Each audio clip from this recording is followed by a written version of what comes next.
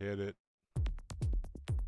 And now, from a secret location outside of Hooker, Oklahoma, nestled in our DEFCON 1 priority bunker, safely ensconced hundreds of feet below the fruited plains where America grows her amber waves. Articulating profundities with humor and perspicacity seldom heard between these purple mountains' majesty, it's the Jay Thomas Show, with your humble host, Jay Thomas. Thank you, Alex. Thank you very much, sir. We got a little bit of Kevin McLeod still taking it. All right. Lots of things going on. Welcome. I'm back. Lots of things going around. Something happened just a little while ago that's sort of really upsetting. Welcome to day 18, I believe it is, of the Iran kerfuffle action, war, whatever we're calling it now. Kinetic action. Thank you, sir. Something just happened a little bit ago with Joe Kent, who's a veteran, lost his wife to terrorists in the Middle East. He's fought in the Middle East, deployed a bunch of times. He's a patriot and a good guy, and he was working in the under the DNI, I believe, under the DNI now, and this is what happened. Let's take it from Fox News and America's Newsroom. Go ahead. News right now, the director of the National Counterterrorism Center is resigning effective today, saying in part, Joe Kent's his name, by the way, saying in part, I cannot in good conscience support the ongoing war in Iran. Iran posed no imminent threat to our nation, and it's clear that we started this war due to pressure from Israel and its powerful American lobby, end quote. Okay. Now, Joe Kent has his reasons to resign, and I'm not going to beat him up for that or jump on this bandwagon of calling him all sorts of names. He gave his all, and he lost his wife in these wars that became just futile after a while because of the way that we did stuff.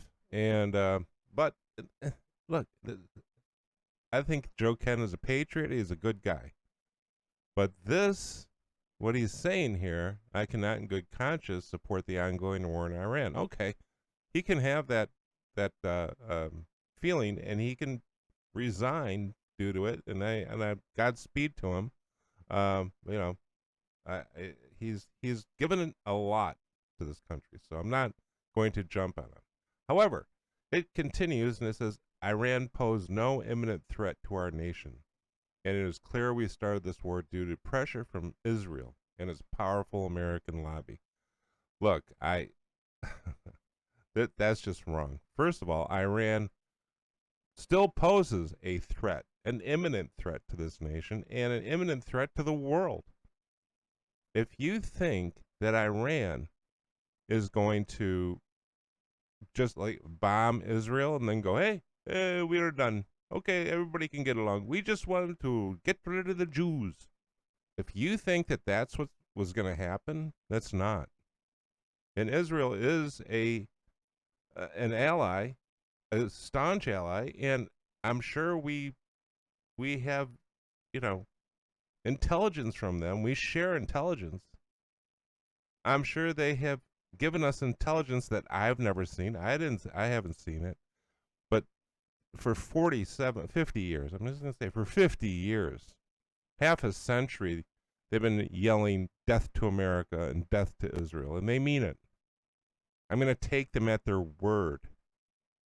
They have proxies that they have killed our men and women overseas with their proxies since 40 years ago. Hezbollah, Hamas, they use these people to do their bidding. And then they go, oh, it's not us. No, I'm not going to. They are an imminent threat, and they will continue to be a threat. And nobody wants this war. I didn't want this war. I didn't want this action, whatever we're calling it, this kerfuffle. I didn't want this. I'd rather be actually you know, taking care of our own problems here. But after we bombed the nuclear sites where they're spinning up uranium, they didn't stop. They continued. They built a tent over it and started digging it out. They're not going to stop. They are not going to stop. These people are dedicated. They are dedicated terrorists. And on top of that, they have this 12th Imam thing. It's like I guess it's like Texas A&M and the 12th man. The 12th Imam will come back. If we nuke them, it means the 12th Imam was going to come back and what is it, like our revelations. The end times are going to come, and it will spread. Was it Sharia or Shia Islam all over the world. This is their thing. So even if they die, even if they wipe them all out, they still think they'll win. These people aren't level-headed. They're not like, let's go talk to the Iranians and maybe we can make a deal with them. No, they don't want to make a deal. They want to put this off and put it off and put it off until they have a weapon, and then they're going to use it. So Joe Kent's wrong there, and I know it was people on his side and the left are going to say he knows, he had information, he knows they weren't an imminent threat. Yes, they were, and he's said so in other tweets, other zeets, I guess. He has said so. So it's not just me saying it and everybody else. And as for this, Trump got pressured from the Israeli lobby and powerful American lobby. Trump has been saying this for 40 years. Trump has wanted to take Carg Island away from Iran since the 80s. I think he was on Oprah in the 80s, and he said it. And all through his appearances, political appearances, he's bashed Iran. He said Iran is a terrorist nation.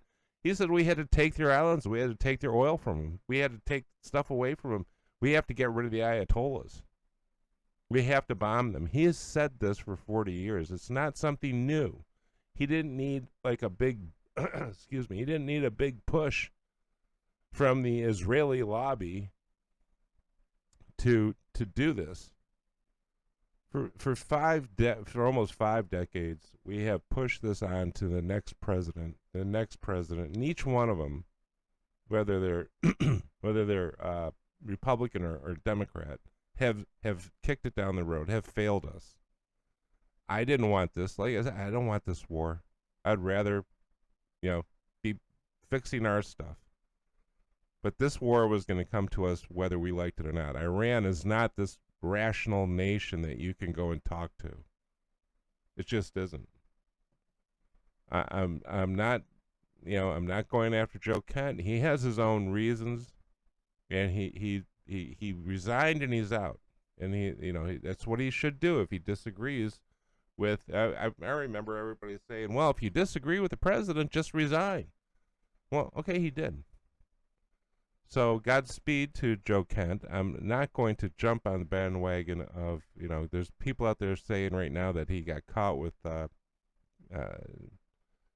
confidential information or whatever, passed it on or did whatever, this and that. I don't know. I'm not going to take the word of people that this is relatively new. This is let this thing spin out a little bit. I'm sure he has his reasons, and he states them here. I don't believe that he's right in his reasons, but he has his own reasons, and I'm not going to think that he's like covering up some kind of everything is not a conspiracy. Everything is not, there's no Like this is the cover up, but it really means this. I think he just really means it. I think he said this isn't what I signed up for. I wanted to concentrate on America. Okay, I'll believe him, but he's wrong on those two parts. I know that. I know that Iran is an imminent threat. It has been an imminent threat. We gave them $2 billion under Obama.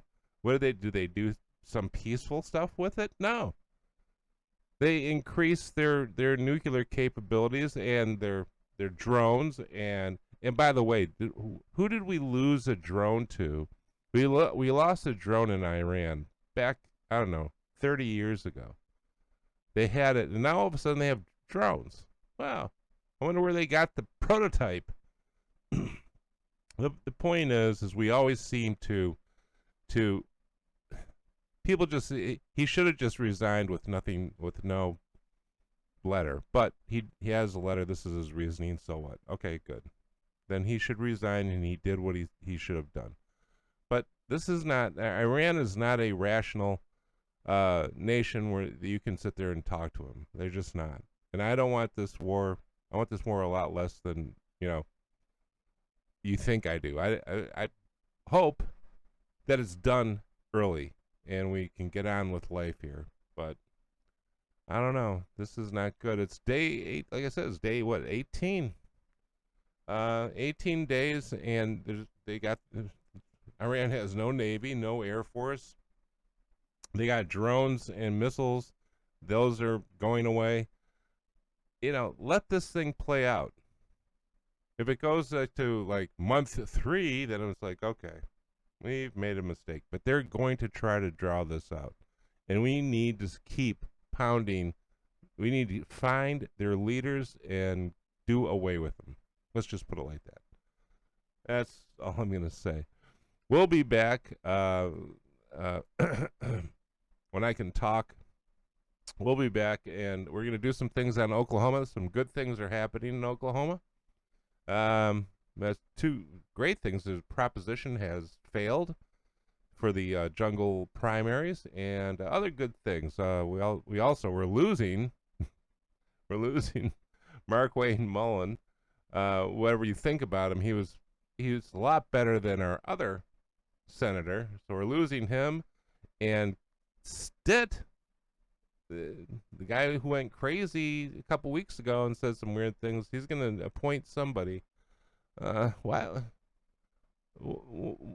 did Trump have to take Mark Wayne Mullen? I don't get it. Anyway. Okay, we'll be talking about that tomorrow. But I'm not going to jump down Joe Kent's throat. He's going to go on Tucker. Let him explain himself.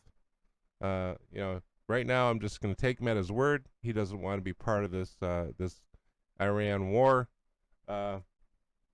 Okay, he did what he should have done. If you don't agree with your boss, then what do? You resign. And he did. So that's that. We'll be back. Stick around. And again, Trump has been pointing out for 40 years what go back and look. It's on YouTube. You can get it. For 40 years he's been saying we got to take Iran out. It's not new. That's all I'm saying. Happy St. Paddy's Day. 1 and all.